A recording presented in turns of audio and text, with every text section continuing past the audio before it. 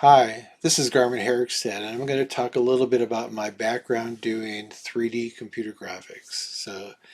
My particular industry is special effects, visual effects for film and TV commercials, and my specific area is effects animation. And I've done 3D modeling, I've done basic character animation, very simple character animation. I've done camera animation, I've done lighting, shading, and rendering and compositing.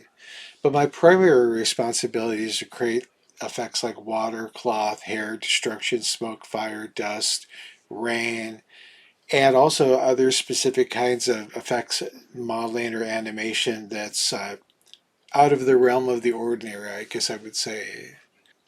And I've been doing this since 1986, back when computer graphics for commercial purposes was still pretty new. And so I was there kind of in the early stages. And it was a pretty exciting time because everything was new when it came along. The downside was that computers were really expensive.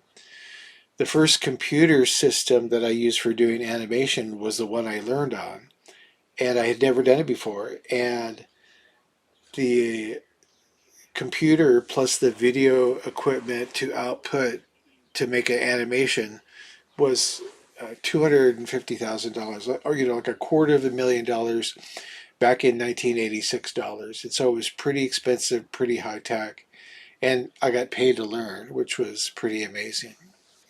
And so for me, I actually got paid to learn how to do all this technology while I was on the job. And it's very fortunate to be able to be in a position where I get paid to learn.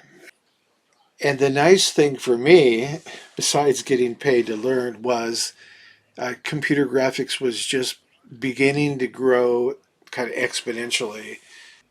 I learned while on the job, but before that, I had a foundation that helped me to get into that. And so part of my training came from when I was a student at Iowa State. Even though I didn't really use computer graphics at all during my undergraduate years, I learned a lot about design and the art part, the aspects of it. But when I even look back further than that, when I look at high school, my high school years were really important. And part of that was the math part, the geometry and the algebra part. And then part of it was the art part, the design and art part that I got from my teachers and the encouragement that I got and the kind of projects that they gave us. And so we had drawing class and we had like graphic design type of classes. This is all in the pre-computer graphics era. On the math part, I wasn't a very good student. I wasn't a very interested student, and I kind of did it kicking and screaming. Although that I did take geometry and I took algebra 1 and algebra 2, which was just called back then, and so I learned how to write an equation or a formula, but I didn't really see a purpose or reason for it. But at the same time, I had the science classes. We had a freshman science class, and then we had biology, and then chemistry, then physics. And so the 4 years of school, when I was there, it was a freshman science, and biology, chemistry, and then physics, the senior year. And the science part was interesting, just learning how to document what we were doing. And some of the things that I learned in my freshman science class, I use in my work daily or weekly.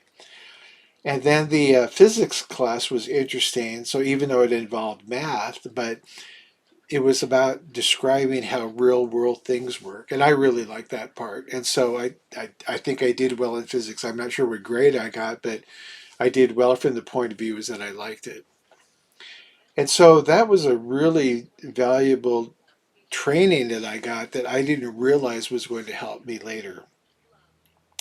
Now, the other classes I took at high school were the history class, the English class, and I had a typing class, which back then typing was almost a novelty. I think I was the only boy in the typing class back when I took it. My dad insisted that I take typing class.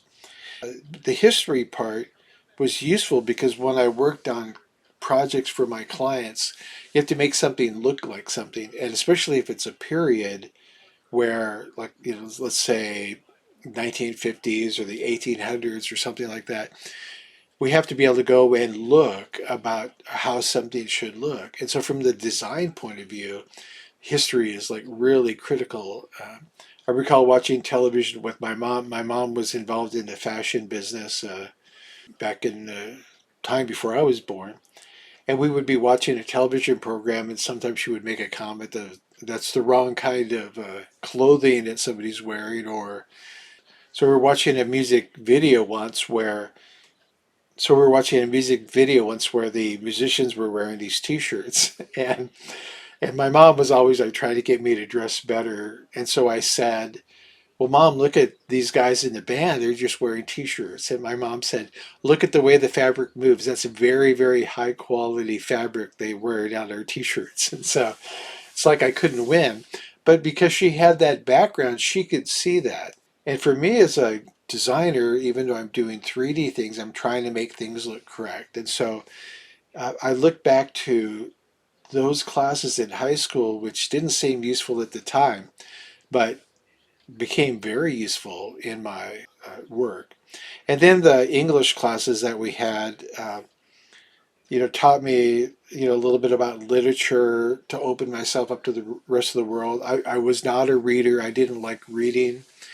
And my mom read a lot, and she was always reading novels, and so she was trying to get me to read. And I think The Hobbit was the first book that she got me to read that I really dug into. And then I read the whole Lord of the Rings part, and I got hooked on reading.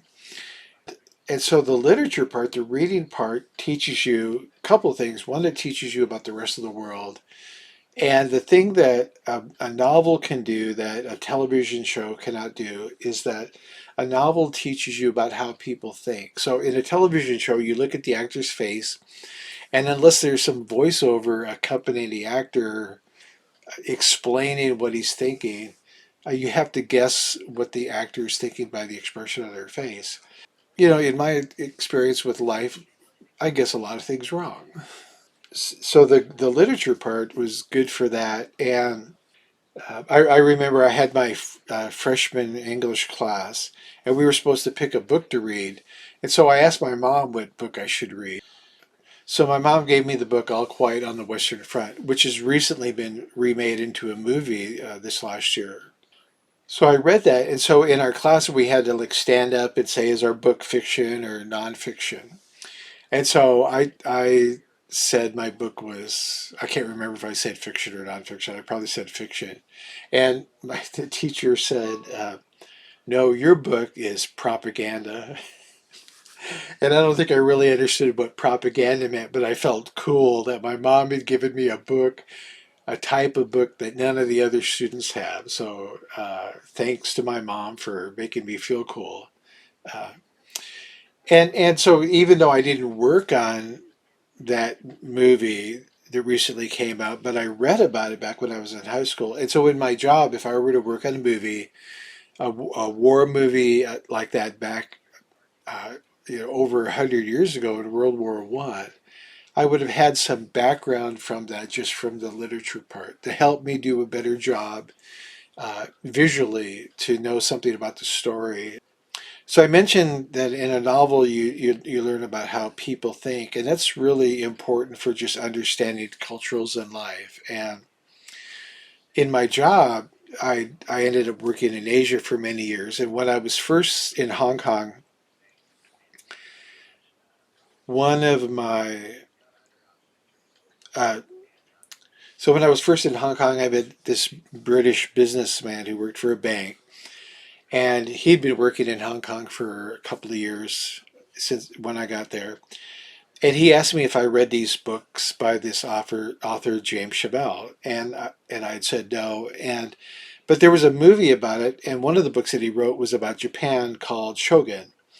But he also wrote other books about Hong Kong. He'd been a British naval officer and was a Japanese prisoner of war, and so he had written these books about King Rat, which was about being a prisoner, and then he'd written a series of books about Hong Kong. And this fellow I met urged me to read these books. He says, if you're going to work in Hong Kong, you have to read these books because you will understand the culture much better.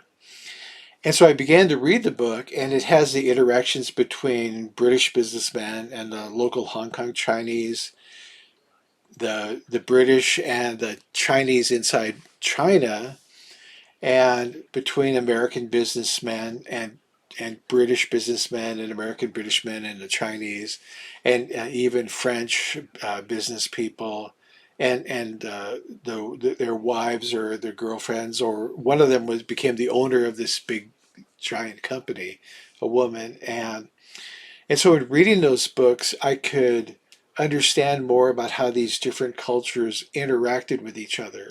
The nice thing about these novels was that you could read about what people are thinking. So they're in a meeting and they're saying one thing, but they might be planning or thinking something else. And I noticed that the British had one way, the Americans had another way, the Chinese had another way, and the Japanese had yet a very different way of thinking. And even within those groups, there's a great variety. And so that literature helped me with my own business because in my working, I was working in Hong Kong. I had to work with Hong Kong Chinese people. I would fly up to Beijing and work with the people in Beijing at the office. I would go visit Japan, try to get work, and my cousin, I had a cousin who was living in Japan, and my cousin spoke fluent Japanese, and he understood about how Japanese people would think, and so he gave me this warning about how to interact with Japanese people. On one of the trips I went up there, I would stay with him when I would go to Tokyo, and I had a meeting set up with uh, the largest Japanese advertising agency. Is called Dentsu, and at the time I had a beard, and my cousin said, "You gotta like wear nice clothes if you're gonna meet these businessmen. You gotta wear nice clothes and shave off that beard because Japanese hate beards." And so, get yourself a shirt and a tie and put that on and shave off your beard and look all good when you go to this meeting. And so I shaved off my beard and I tried to dress up myself.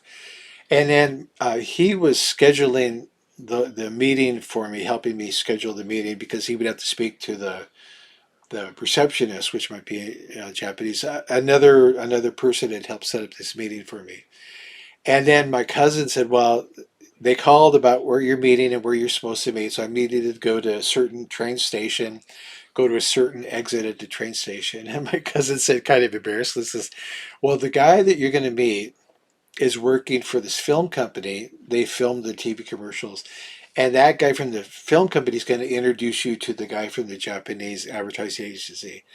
And the guy from the film company, well, he's going to be wearing a green polo shirt and he's got a beard."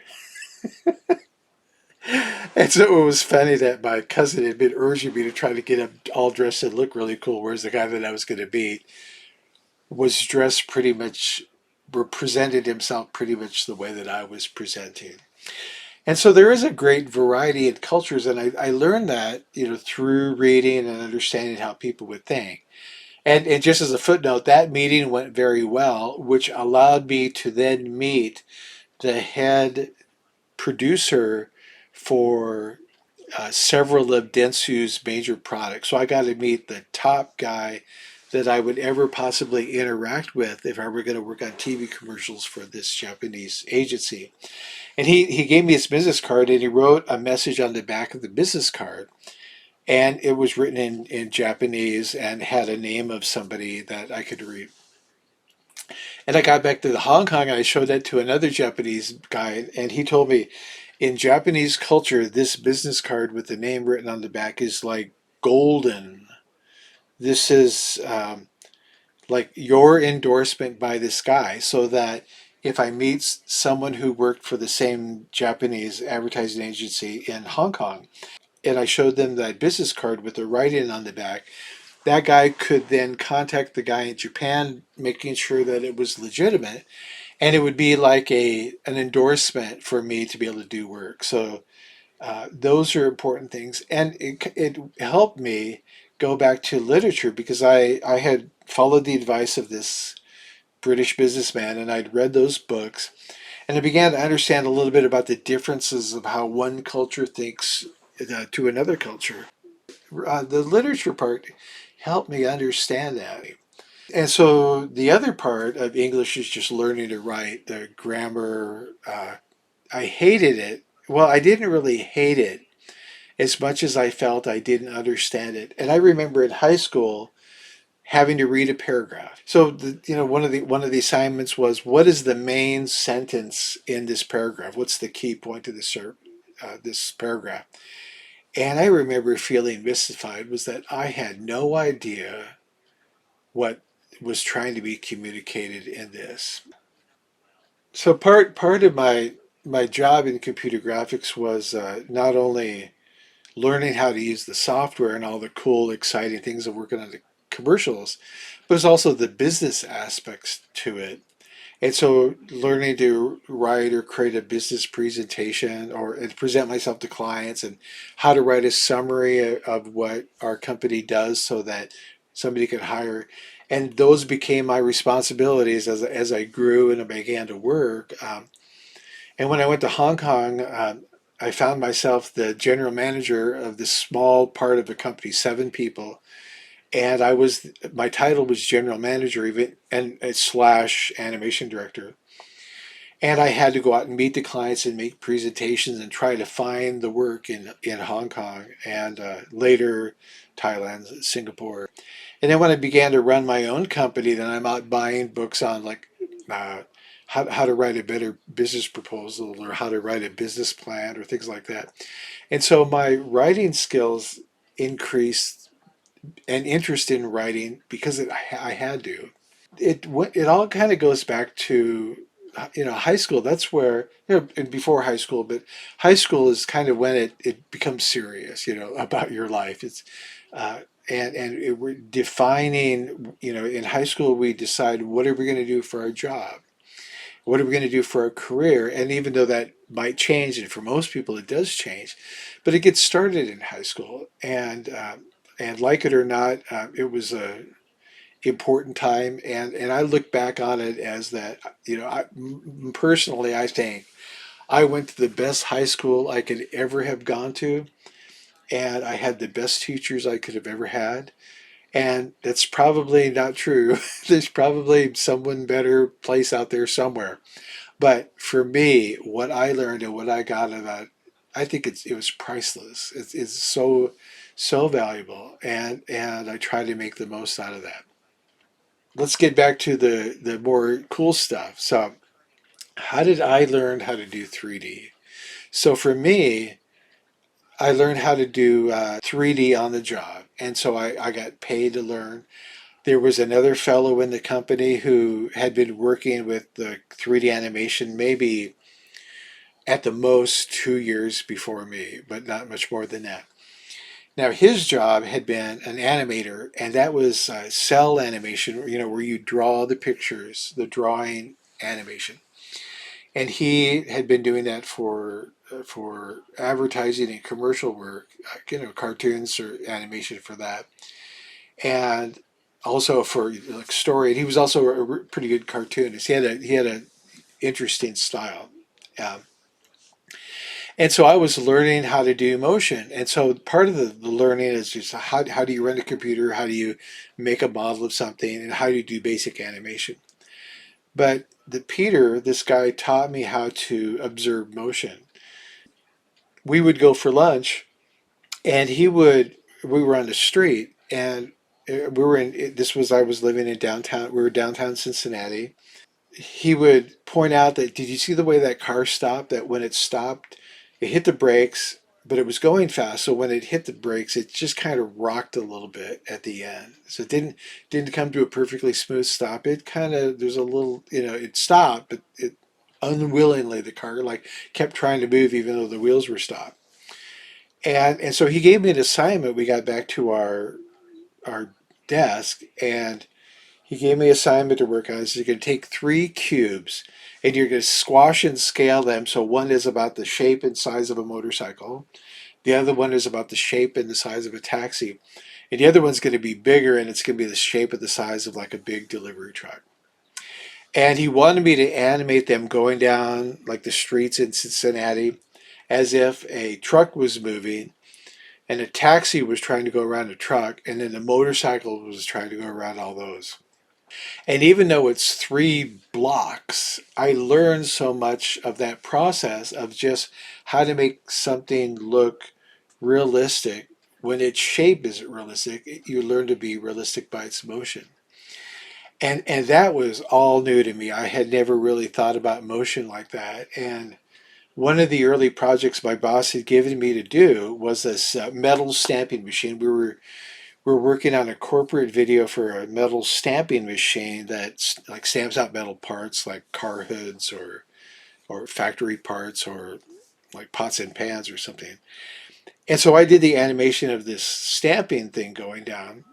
Uh, and my boss came in and said, "No, the motion's all wrong." And I was like, "Well, I like the way it looks." I don't know if I said that, but that's what I thought. And he had said to me, I worked in that, I had a part time job working at a metal stamping company just like this, and those machines move different. So he didn't have a video to show me. There wasn't any YouTube that I could Google something. But he had to explain to me how it would move and like come down, maybe like stop, pause, hesitate, then squeeze real hard, then slowly pull back up. And so I learned to realize it was important for me to be observing. I had to increase my observation, both by what my coworker Peter said about the vehicles and what my boss Mark said about this machinery. And back then, that was really before there was any character animation. You couldn't animate like a person or something. It was still very clumsy, but mechanical things like that we could animate. And so I was fortunate I could get in on the in on the action at that early time, uh, and be able to explore and learn those principles of animation. We did a lot of logos, and most of the work that we did was between like 3 seconds and 7 seconds long because the computers were so expensive and they were so slow. So we did animations of logos, and at the end of a TV commercial, a lot of times there would be a logo, or if it was a corporate video, like General Electric had a big manufacturing plant for aircraft engine in Cincinnati. So we would do corporate work for GE, and so at the beginning of their corporate video, they would have their GE logo coming flying in. It was back in what they call the flying logo days, and I loved that. So when I went to university, when I in high school, I wanted to be a music major, and I wanted to be a professional guitar player. That's all I cared about. And I wanted to be in a band that played live music. That was part of it. And part of it was I wanted to become a studio musician who would work in a studio recording the music for TV commercials and movies and things like that. And so I really worked on my ability to read music. And so all through high school, it was all music, music, music. And I drew as a hobby. And I liked drawing, but I didn't want to work on it as a career. Now, my art teacher was the opposite. My art teacher wanted me to study art in university. He was urging me to do that. And I was like, nah, I don't want to do that. During the first year of my studies, for a variety of reasons, I realized that me being a music major wasn't the best thing. And so I ended up switching to art. And I loved it. I couldn't get enough of it. And I had great teachers encouraging. And one of the first classes I got into was a calligraphy hand lettering class. My handwriting was really poor. I had poor handwriting. And my mom was really worried that I was going to take this art class and do bad in lettering. I was going to get all discouraged and, maybe quit school or something. But I had a great teacher, and I found out when you do calligraphy, you're drawing the letters. And I drew a lot. And so he taught us to use these pens that have the wide tip. And I would draw those letters out, and I loved it. And he would critique and make suggestions on how something, like he would do that for everybody. And one time in class, he held up, my paper and he said, everybody should make their letters look as good as Garman's do. And I felt so accomplished that I felt happy, but I felt like I could do something that was really really good. And so I ended up specializing in lettering. And so there's the calligraphy lettering with the wide pen, and it gives you a thin line and a thick line with one stroke. But then there's other kind of letterings where you draw the letters, and so that like a logo, you might draw that. And so, and I had another teacher, another class where that was the kind of work that we did, was drawing our letters. There's all kinds of rules or suggestions or guidelines for making your lettering look better and legible and or looking correct or conveying the meaning. And so I love that. So I did lettering like the bananas. And so I took a lot of lettering classes, independent study classes with my teachers when I was at Iowa State. And then my goal was I wanted to work for Hallmark greeting cards. I wanted to work for Hallmark greeting cards in Kansas City the worst way, because they had all this beautiful lettering on their cards. And that was back in the day when people sent birthday cards and things like that. And so at Hallmark, it was a major art studio of hiring many, many artists for making their greeting card production. And so I sent my portfolio off to Hallmark and they rejected it. And I sent my portfolio off and they rejected it. And I sent it off again and it rejected it. And the fourth time I sent my portfolio, each time I sent my portfolio off, I would revise it. So I maybe change most of it or all of it. And so when they got something, they got all new. And each time they rejected it, I felt so bad. And so finally, the fourth time I got an interview. So I drive on down to Kansas City and I'm all excited. And I thought that for sure they're going to hire me. I had lunch with two of the artists and they were telling me how cool of a place it was to work at Hallmark.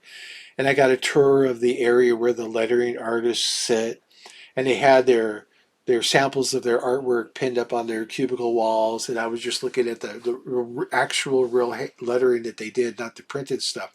And my jaw was dropping. This work was so beautiful. And then I didn't get hired, and I was devastated. But I applied to the two other greeting cards in America. One was American Greetings in Cleveland, Ohio, and the other one was Gibson Greeting Cards in Cincinnati.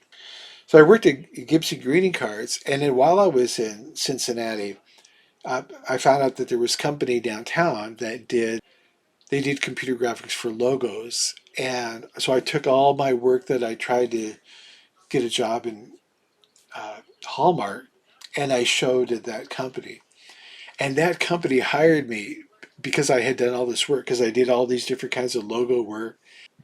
I'd had a little bit of computer experience when I was at university. So the combination of my having a little bit of computer experience, plus maybe more importantly, all my work with trying to get these letters and logos and type done, because a lot of the work that they did was all lettering. And so having someone that was good at lettering on their staff was a big bonus for them.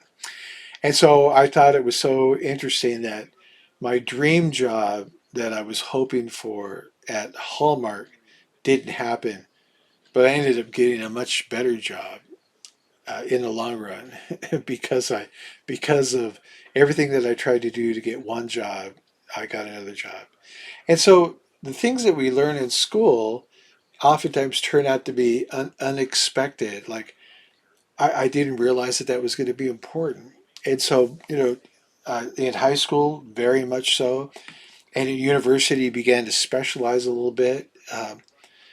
So in university, what I studied today, it's called graphic design. But at that time, it was called advertising design at Iowa State. And so I took drawing classes, illustration classes, painting classes, and then I would take the typography classes, learning to draw letters, the calligraphy classes, the layout. How do you lay out like a brochure or a letterhead or a magazine advertisement? And all for print back then. And there was one class called storyboarding for television. It was like a special class that they were offering, and I was like, I never want to work in TV. I ended up working in television for 13 years, and I guess in retrospect, I wish I would have taken that class, but I still got a job in television. And so that was the art part, and we had the art history part, which teaches you what things look like at certain periods of time. So that was valuable. We had to take American history and world history classes, which then, if you're working on a project for a client and they say, we want you to make something that looks like it's from Babylon in 500 BC or something like that. And it might seem out of the blue, when am I ever going to use that? But in the last few years, America got involved in the war in Iraq and Afghanistan. And so it's not out of the norm that if you're working for a television station or making graphics, that they would want you to make something that looked related to the history of Babylon, which was basically Iraq. And so uh, who knows where the history is going to come in and be valuable. So I appreciated that. And then the other part of my advertising design class is a way to take classes in advertising, like the planning of advertising or how to write an ad, marketing, how to sell a product. We had to do a writing for advertising, which also included a part on writing for a newspaper. How do you write a newspaper article? And and boy, that class ended up being really valuable because the whole idea of a newspaper article, when you read it, is that all the information that's important is up front, and each following paragraph has important information but less important. So you always talk about the very most important thing first, and then it slowly begins to add in more detail. And in work, if you're trying to communicate about your business, you want to talk about the most important things first, and then it's secondary things. So that helped me. I had no idea that I was going to be running a 3D computer animation business for TV commercials company in Hong Kong. My job didn't even exist at that time when I took that class, um, but it ended up paying off. And then so the writing classes, the marketing classes, the advertising classes, and a photography class. And uh, uh, I liked the photography class. My parents were both photographers, and so I grew up in a dark room. So the photography class is always useful, but I kind of had got forced to do it. Being a kid, like when I was in high school and my mom was going to take pictures of a wedding or my dad was going to take portraits, I would have to help them. And I kind of did it begrudgingly. I wasn't crazy about it. And my dad always wanted me to walk around with a camera. He's like, you never know when you're going to get a Pulitzer Prize winning photograph. And so he would make me always carry a camera with me, take pictures. And I was embarrassed. I didn't like it at all. And that's back when photography was really difficult. You had to shoot the film, you had to develop the film. We only did black and white. And so, but we would develop our own film. And so I would have to go into the dark room, develop the film, and then print the pictures. And so to get one picture out that you could show somebody, at the very absolute shortest would be like 3 or 4 hours between the time you took the picture that you actually show somebody a picture. And usually between the time you shot the picture and you develop it, it could be hours or days or weeks at the shortest. So because you would want to shoot all the film up before you develop it. So anyway, I learned that, and then and in my dad's studio, they had lighting set up, and my dad was always doing these lighting tests. I was kind of like, yeah, yeah, yeah, whatever. I'm gonna get this lighting picture. And when we were taking like wedding pictures or pictures of the church, um, I learned how to, like, if you have a flash on your camera and you bounce the light off the ceiling, you'll get this nice soft look. Because like if you have a white ceiling, you aim the flash at the ceiling, you'll get this really nice look. Whereas if you aim the flash directly at somebody, you're going to get this really hard look. And so I learned how to do that and get nice looking pictures that way by learning those techniques.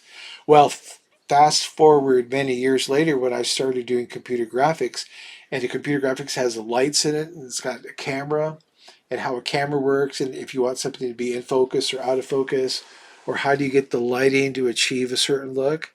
I learned that working with a camera back when I was a kid in high school, and so that was immensely valuable, but I had no idea at the time. I had no idea that I was going to use all these lighting techniques to help my parents later on. Those unexpected things helped me prepare for working on computer graphics or visual effects for a movie. And I just corrected myself there. The difference between special effects and visual effects are special effects are when you actually really like set something on fire or you really break something. And visual effects are when it's done enhanced by computer graphics. And a lot of times it's they're put together. You will film something and you filmed it over like a green screen background or a blue screen color background. And then you will do the effect atop or behind the actors, and you'll put smoke and something going around it. And so visual effects is computers, special effects is practical effects. They call it practical, meaning it's the real thing. You really broke the thing. So that's how I not only prepared unknowingly to get into my job, but how also I developed my career along the way.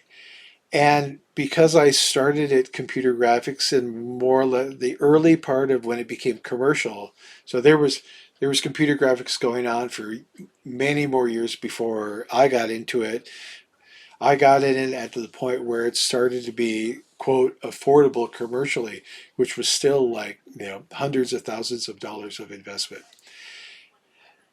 But after I started working, the technology improved. The computers got faster. They could do more. They could show more things. Uh, like they're capable of displaying more, make things look more real, more control over motion. And so the first few years I did computer graphics, there was really nothing to do with what I do now in my job or what I most recently did. There was no fire, water, smoke, debris, or destruction that wasn't a real pain in the butt to do uh, because the computers were not fast enough and the software was not developed. And so my earlier work was all logo work and a lot of logos. Or I did some architectural work where you build a building and you make a camera move through the environment. So I did that kind of work. And so that was preparing me for where the industry became. And so I've had to learn on the job all the time. And even now, so I've been doing the computer graphics work since 1986. And even now, I still every week got to learn something new. Got to keep adding something new. If I want to stay in this business, I have to keep learning something new. And it's kind of helps my career. Yeah, even though I'm like sort of retired, it still helps my career, but it's also pretty interesting. And even today, it's a changing industry. And the important thing is what skills is it that's going to last you a lifetime with your career. For 3D, the skills that last me the lifetime of my career are all the things I talked about before, like the math, a little bit of math, a little bit of science, a little bit of history, uh, and then the early learning of how to use the computer on the job and then expand on that. And so some of those things are fundamental. Like I was very resistant to try to learn how to write a computer program. So my very first experience with computer graphics was I had to write my own program because there wasn't one to do what I wanted it to do. And it was interesting and painful at the same time. And I think I spent 9 months writing this program, which today looks so simple, but it was brand new to me. And at that time, I thought, I never want to do that again. Other people had written software, so I learned to use the software that other people wrote. But every once in a while, I found out that there was something that I wanted to do that I couldn't do, and the programming languages became more sophisticated, and so more difficult to learn to be a programmer than what I had learned for computer graphics, and invested more time to do that. And I ended up working with a couple of guys who I was their boss, but they had programming skills, and so then I would ask them to program something for me. So I need something to do this or so. And so part of our job is collaboration, where especially art people collaborating with technology people. And that's basically how Hollywood works. We have the art designy people, like the director has a look of what he wants everything to look like, the visual effects supervisor who's at planning how all these things are going to be done. And then they have the teams of technicians and experts that either shoot the things live action to make it look good, or they do the computer graphics to make it work. And so the design people have a vision of what they want something to look like. They have to communicate with the technology people, and the technology people need to respect the design people because, as my one of my bosses said, we don't get paid to write equations. We get paid to make images. The ultimate goal is to make a pleasing looking image. So you have to have the technology people and the design art people working together. And so that's how I work. But every once in a while, I would force myself to learn something new. So I ended up learning some programming things, and I learned a little bit. And boy, I ended up getting things that helps me get my job done a lot faster. And so that encouraged me to learn more. I program some simple things, but the little simple things help me get my job done faster. And just as a hint, if you could do something that somebody else can't do, and if you can do it faster, you can get paid more. So for me, being able to write those little program things helps me get my work done faster. And so that was a big advantage. And so then the more I learn, the more I use it, and like every project is an opportunity to learn something new, and then I could go talk to somebody else and get help. And this business that I'm in, collaboration and working together is essential. We can't get anything done as one person. It takes a team, and that team has to work together. And the results are beautiful when it's a great relationship. That's kind of my thinking. How do I think about learning? How did I think about learning things? What did I do? What's hoops did I have to jump through in order to start my career and build my career? So today, the software that I use, it's a software called Houdini, like the magician Houdini, and it's from a company in Toronto called Side Effects Software in Toronto, Canada. This program has been around since about the time that I started, so I didn't use it until several years after they had already been around, but the company started pretty much the same time. So when they were working on this software, they decided to focus it on doing effects kind of animation work. They focused on, how do you make things break or grow or mechanical kinds of animations that were important, and some early smoke things that they had done, or early rain type of effects they had done, and work with what's called particles. And so I began using that software after I'd already been doing 3D for many, many years. I had a customer, I had a client in Singapore that was doing a commercial, and they wanted to have this torch, and they wanted a fire on the top of this torch. And they wanted on the top of the torch where the fire would be, they wanted to have these gold coins, and these gold coins needed to be look like they were on fire. So it's like it's like so good, it's like burning gold or something like that. Uh, they couldn't film that, or they didn't want to try to film it, and so they hired me to do this. And the software that I was currently using at the time didn't do fire at all. And so I had an opportunity to work on this project, and the software to purchase new was $24,000. I think they gave me a 10% discount. I got a demonstration. So I was living in Singapore, And one of the two owners of the company, one of the two original programmers, came to Singapore and he gave a demonstration.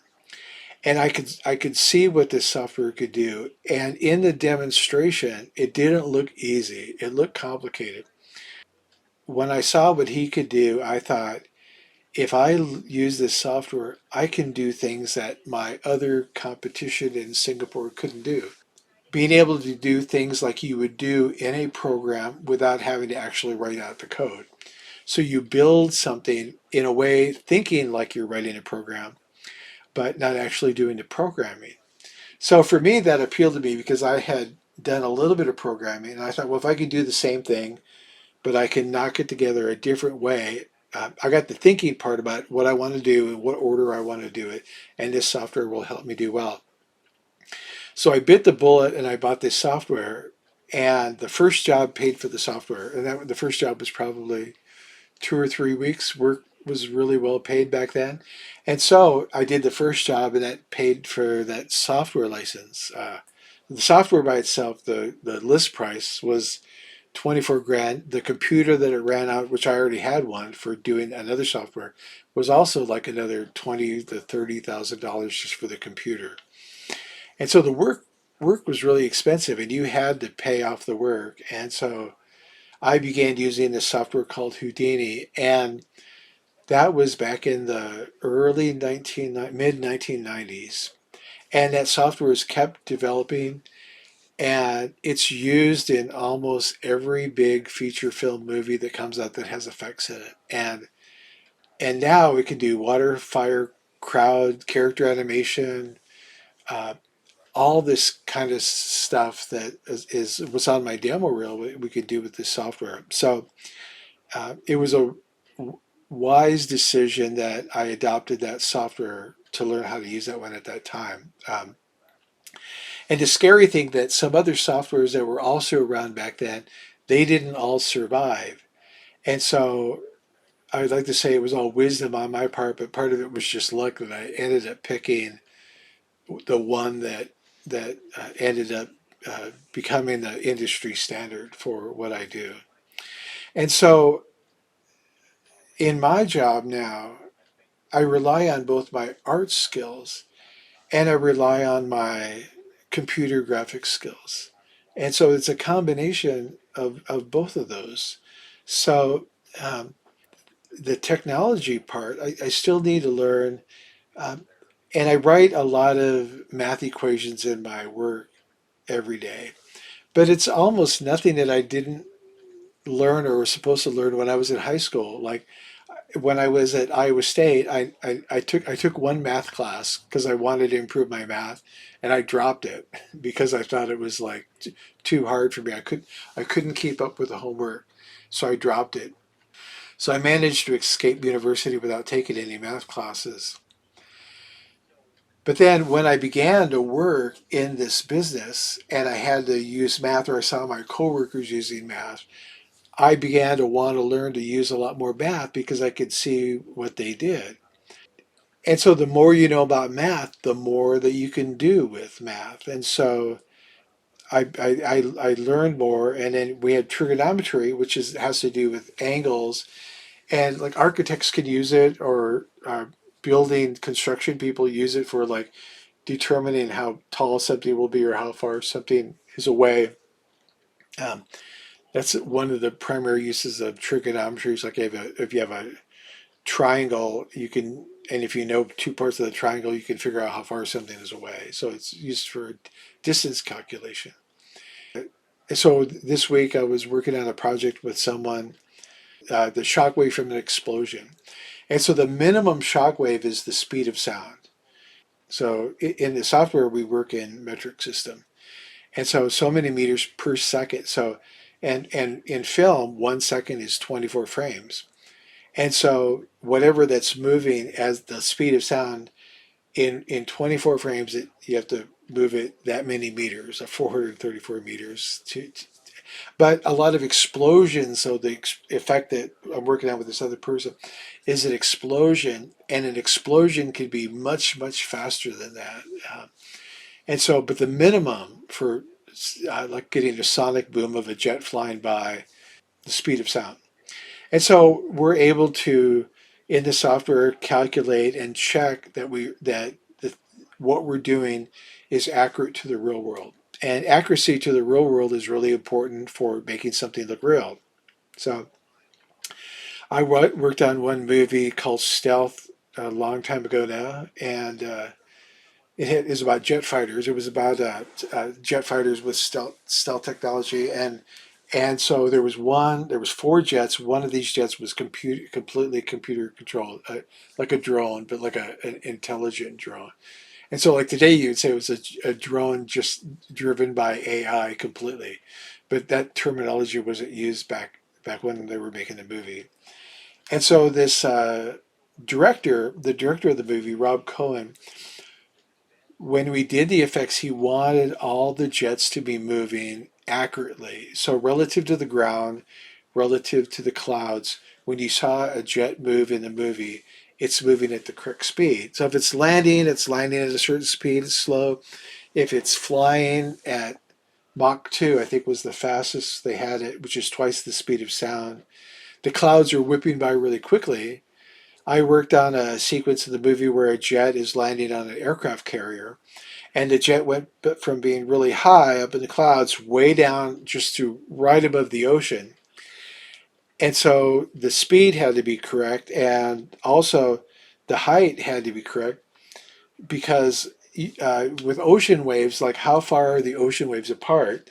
And that gives you a sense of how far the jet is from the back of the, how high the jet is off the ocean.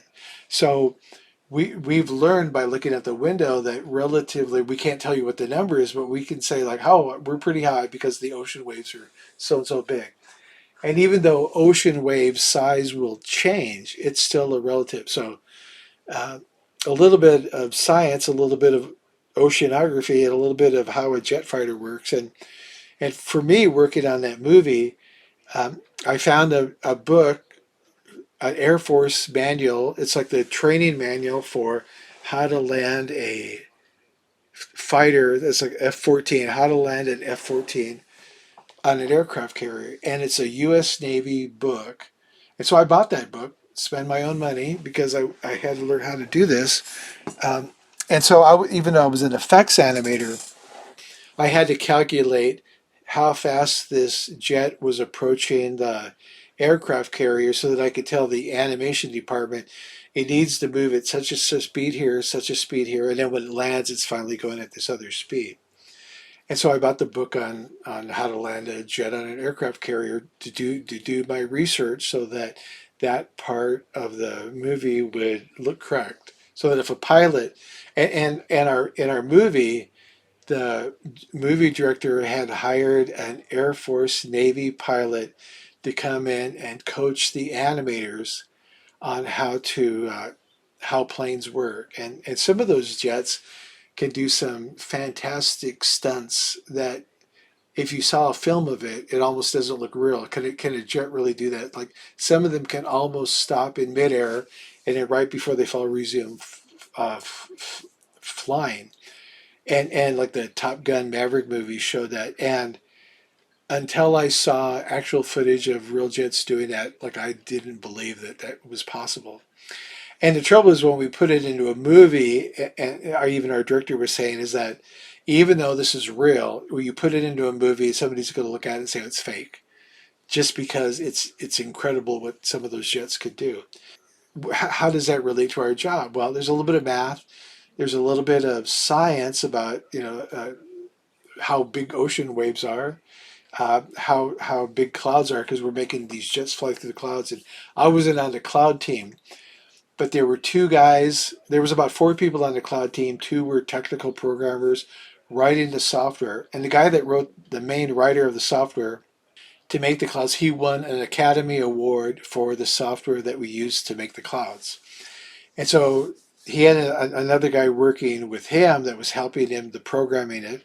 And then there were two other guys that their job was cloud builders. So they used that software and built the clouds. And they not only built individual clouds, they build weather systems where you have like 20 or 30 kilometers of clouds where they're all kind of blending in together. Like you look up in the sky, you can see for like 20 kilometers or more of clouds. And so so you got individual clouds or you got clouds that are moving together.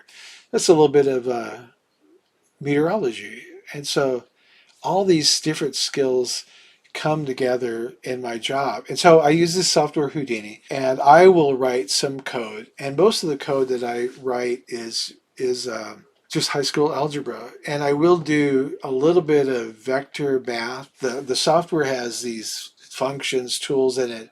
Vector is something like it has a direction. So like you have the speed of an object. It's going so far this way, so far that way, so far the third way. If you have X, Y, Z, that's called a vector.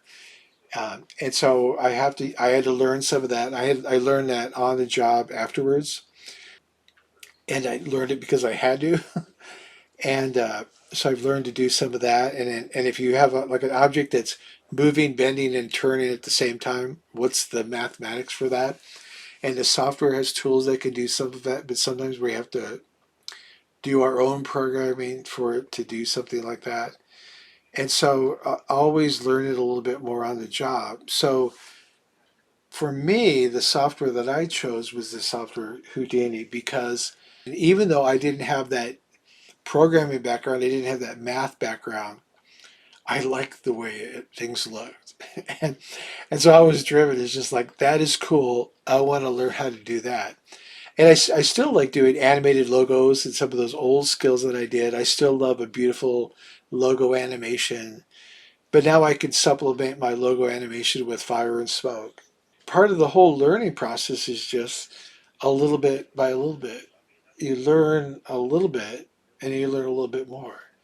And then you learn a little bit more. It's fascinating work. And I love it for that, the fascination of it. And for me, it's always been a little bit by a little bit. And some of those little bits were easy. Some of those little bits were a huge struggle where I thought, I'm never going to learn this. And a lot of it was I got help from somebody else. Like, how do I use this? How do I make this better? When I started, there was no YouTube. You couldn't even go to a bookstore and buy a book about computer graphics. I mean, there wasn't Amazon.com because there was no internet. Bookstores didn't have a section on books called computer graphics. There was maybe just a couple of textbooks out there that were about computer graphics, and you were lucky that if you even knew what they were, let alone to be able to go to a store and buy them. They would all have to be bought like by mail. Learning was much different when I started. But now there's so many books about computer graphics. There's so many YouTube videos you can watch for free, and there's online classes. I teach online, so I do that. I've worked a little bit on movies the last year, but I do mostly I teach from home, teach from Roland, because I want to be close to my mom. So I'm not off working on a movie somewhere. I could be close to mom, and fortunately, I can work on some things remotely to do that. So I'm still trying to improve myself, but I like what I do, and I'm willing to invest the time to learn the new things. And so there's new things happening all the time. If you're going to go into this as your job, you're approaching things from a much different vantage point than I had. So now there's books, YouTube, you can watch all this stuff, learn online. It's really much easier to learn. And so that's great and wonderful, but the industry is also continually changing. Besides these fundamental skills that I've been talking about, like math, science, English, history, that all have a part in my job, the other part is learning to adapt and to move on in your career and advance yourself. This is the kind of job where if you like learning, it's a great job for you because you have to keep learning how to do stuff. But it makes the job interesting. And it also sets you apart from other people because there's other people that don't want to do that. And so you don't have to worry about those people taking your job away because a factor of how you are prepared for the job, it does take maintenance and effort. And for me, one joy that I like about working for a company is that companies are always trying to develop new things on their own, something that will make them different from the competition. I get a chance to work with people that are on that bleeding edge, that cutting edge of the new technology, And they explain what they're doing, what they're trying to do. And sometimes the only way to learn it is to have somebody show you and you work with them on it. When it goes well, it's just a marvelous experience of I've accomplished something, I did something I didn't think I could do. I made something look cool and I got paid for it. So I know that in my presentation now, I've kind of got all over the board.